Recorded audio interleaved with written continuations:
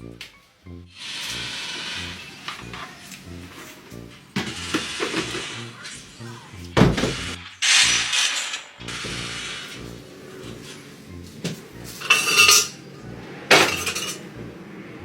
केटा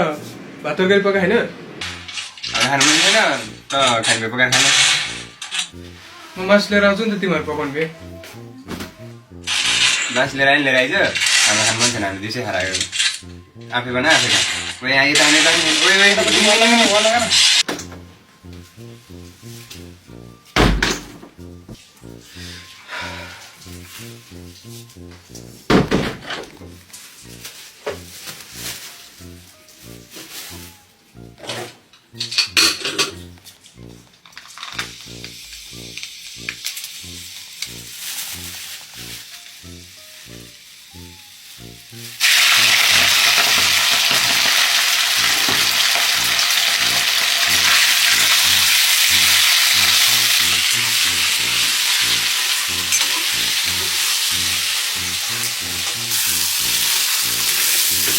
मासु भात पाक्यो खानेहरू केटा अलिअलि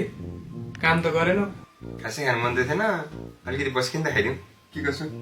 खाइदिउँ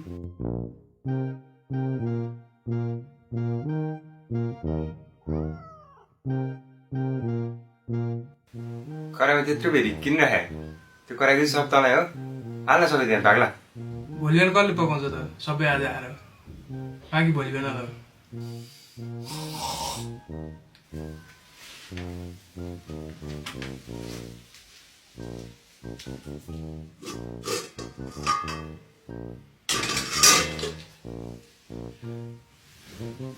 लौड़े लग गए